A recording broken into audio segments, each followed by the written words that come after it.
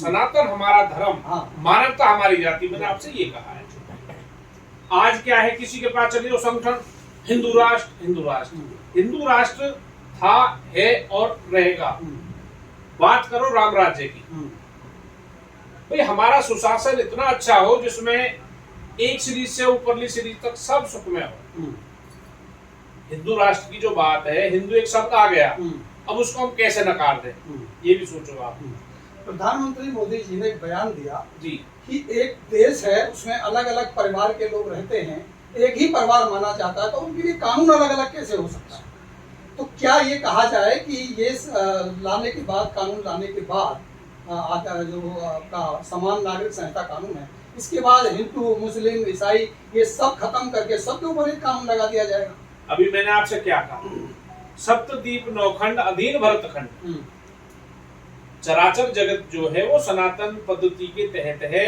उसके बाद में है बौद्ध धर्म, बौद्ध के बाद इस्लाम, यहूदी, यूनानी, पारसी, सिख और अब जैन धर्म।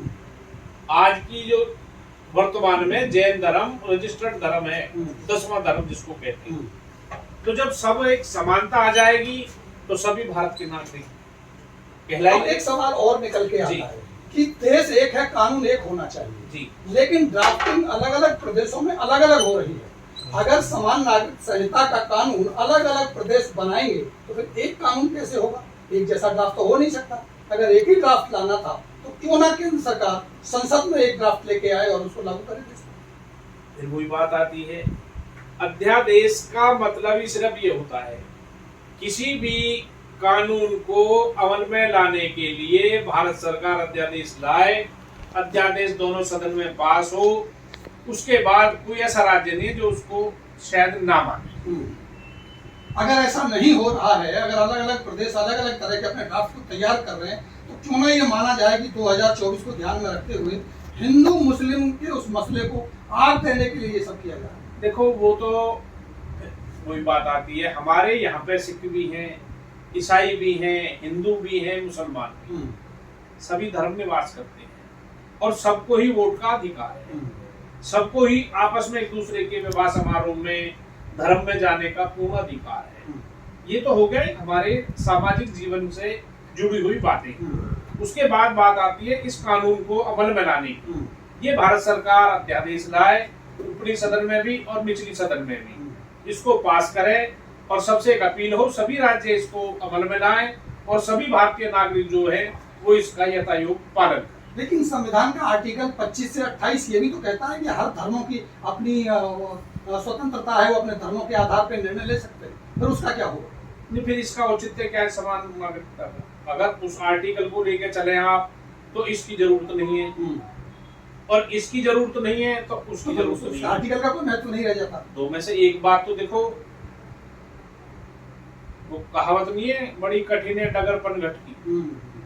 देखिए पानी पीना है तो आपको, तो क्या ये कठिन जो डगर है ये कहीं चुनावों के मद्देनजर तो नहीं? देखो मैं तो पार्टीबाजी की बातें करता नहीं, सीधी साफ बात बताऊं, मैं तो धर्म से जुड़ी कोई बात हो, समाज से जुड़ी बात हो, मेरे लिए तो सभी धर्म समान है, सभी बिरादरियां समान हैं, सभी पार्टियां समान है। मुझे तो इस चीज से देखो लेना क्या है। दूसरी बात ये है, मैं तो आपकी बात से बिल्कुल ये सहमत हूँ, समान न्याय सबका अधिकार, समान हमारा कानून होना चाहिए, चाहे वो पार्टीबाजी से हो या वो किसी और कोई कैसा रंग दे, ये तो देखो उसका अपना भाव है।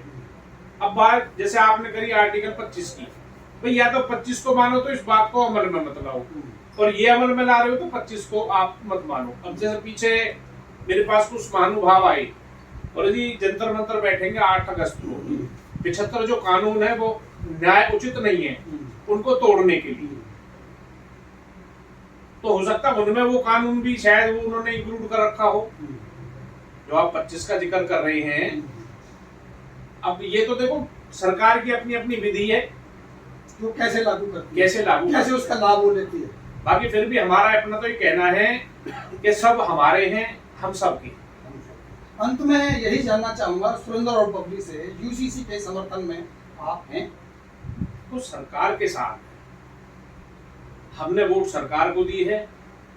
प्रधानमंत्री आज एक का नहीं है, प्रधानमंत्री पूरे देश का है। अगर सरकार उसका राजनीतिकरण करती है, सरकार उसका अगर हाँ, अगर फायदा लेने की कोशिश जातिगत करती और है, राजनीति करे वो उसके हम उसके विरोध साथ में क्या है। रहेंगे?